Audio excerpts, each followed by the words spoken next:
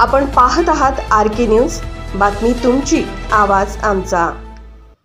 हिंगोली जिल्ह्यातील यावर्षी अतिवृष्टी, पावसाचा खंड, दुष्काळ यामुळे यावर्षी खरीप हंगामात सोयाबीन, उडीद, मूग, कापूस, हळदीचे मोठ्या प्रमाणात नुकसान झाले होते।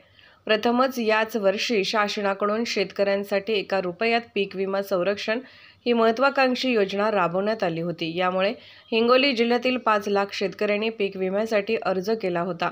हिंगोली जिल्ह्यात खरीप हंगामात ऐन सोयाबीनमध्ये शेंगा भरण्याच्या वेळेस पावसाचा मोठा खंड पडला होता। त्यापाठोपाठ सोयाबीन पिकावर येलो मोझॅक रोग, अतिवृष्टीमुळे पिकांचे मोठ्या प्रमाणात नुकसान झाले होते।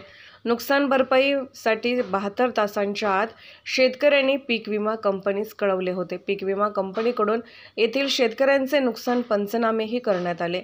त्यापाठोपाठ रब्बी हंगामात अतिवृष्टीमुळे गहू, हरभरा, तूर, कापूस या पिकांचे मोठ्या प्रमाणात नुकसान झाले आहे।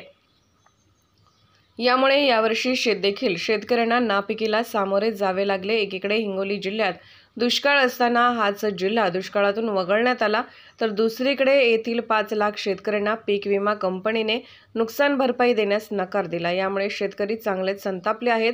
हिंगोली जिल्ह्यातील 5 लाख शेतकरी पीक विमा दुष्काळ अनुदानपासून वंचित असल्याने शिंदे गटातील हिंगोलीचे खासदार हेमंत पाटील यांनी हिंगोली जिल्ह्यातील शेतकऱ्यांना पीक विमा देण्यासंदर्भात लोकसभेत आवाज उठवला आहे, तर दुसरीकडे येथील शेतकऱ्यांना दुष्काळी अनुदान पीक विमा मिळाला नाही। हिंगोली जिल्ह्यात सलग 3 वर्षापासून सततची नापिकी, दुष्काळ यामुळे शेतकऱ्यांवर कर्जाचा डोंगर वाढत चालला आहे। तर दुसरीकडे सरकारकडून एका रुपयात पीक विमा ही योजना राबवण्यात आली, तरी नुकसान होऊनही पीक विमा कंपनीने नुकसान भरपाई दिली नाही। यामुळे शेतकरी संतापले आहेत। येणाऱ्या लोकसभा विधानसभा निवडणुकीत शेतकरी सरकारविषयी रोष व्यक्त करतील असं देखील बोललं जात आहे। हिंगोली जिल्ह्यातील 5 लाख शेतकऱ्यांना पीक विमा देण्यात यावा, यासाठी शिंदे गटातील शिवसेनेचे खासदार हेमंत पाटील यांनी लोकसभेत आवाज उठवला आहे। अध्यक्ष महोदय, मैं महाराष्ट्र के हिंगोली क्षेत्र से आता हूं। इस हिंगोली क्षेत्र में सोयाबीन, कपास और तूर के बड़ी लागत है।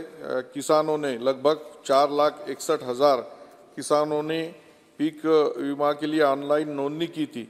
सोयाबीन पीक के लिए 3,21,000, कपास के लिए 65,000 और तूर पीक के लिए 75,000 किसानों ने ऑनलाइन नोंदनी की हुई है।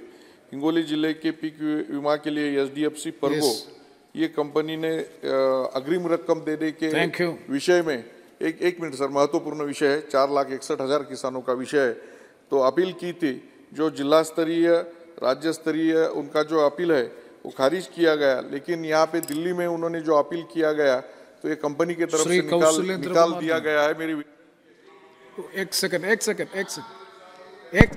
अब कंक्लूड कर। एक मिनट सर, मेरी आपको विनंती है सर कि 4,61,000 की ये जो अपील है, ये अपील मान्य की जाए और कृषि मंत्री जी को बोला जाए कि हिंगोली के किसानों को एक न्याय दिया जाए। धन्यवाद सर।